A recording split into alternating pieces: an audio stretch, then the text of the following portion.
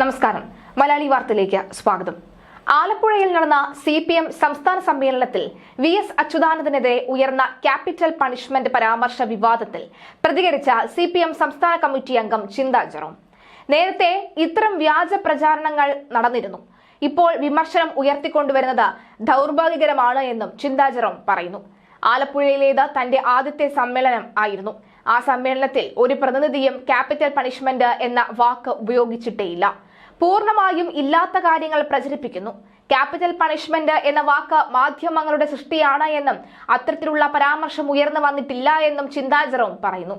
ആലപ്പുഴ സമ്മേളനത്തിൽ ആരും capital punishment എന്നൊരു വാക്കുപോലും പറഞ്ഞിട്ടില്ല എന്ന് ചിന്താ ജെറോം ആവർത്തിക്കുകയാണ്.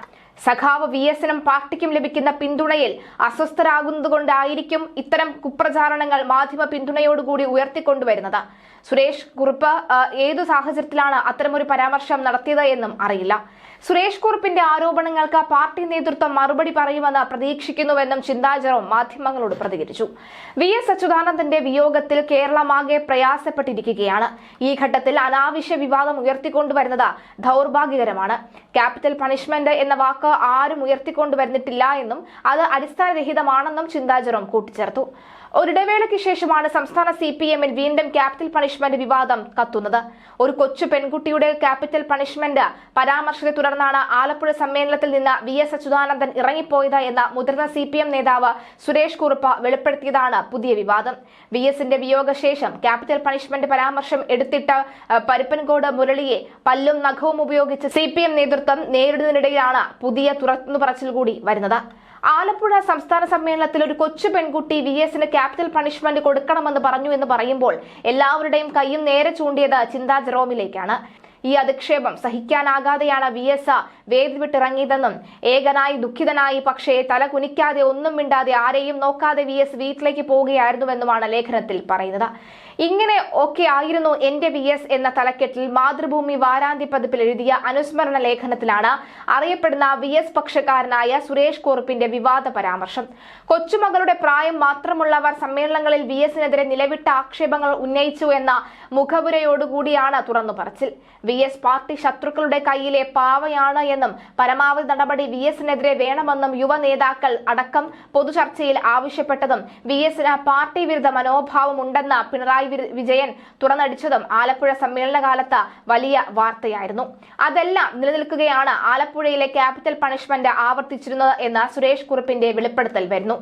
12 വർഷമായി പാർട്ടി വിഭാഗീയതയിൽ നിറഞ്ഞു നിന്ന ക്യാപിറ്റൽ പണിഷ്മെന്റ് VSന്റെ വിയോഗശേഷം വീണ്ടും എടുത്തിട്ടത് പെരുപ്പൻകോട് മുരളിയാണ്. ഒരുമയുമില്ലാതെയാണ് CPM പെരുപ്പൻകോട് മുരളിയെ നേരിട്ടത്.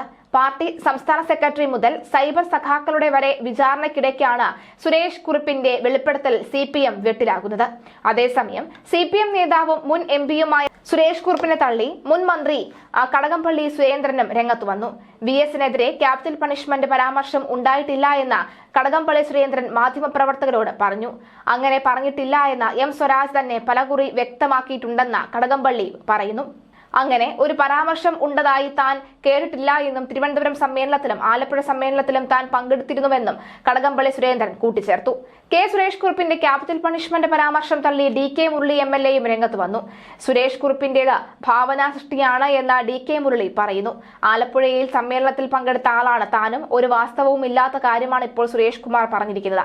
സമ്മേളനത്തിൽ VSനെ കുറിച്ച് ഒരു പരാമർശവും ഉണ്ടായിട്ടില്ല. സമ്മേളനത്തിൽ വിമർശനവും സ്വയം വിമർശനവും ഉണ്ടാകുമെന്നാണ്. ഇങ്ങനെ ഒരു പരാമർശം ആരും നടത്തിയിട്ടില്ല എന്നും DK മുരളി പറയുന്നു.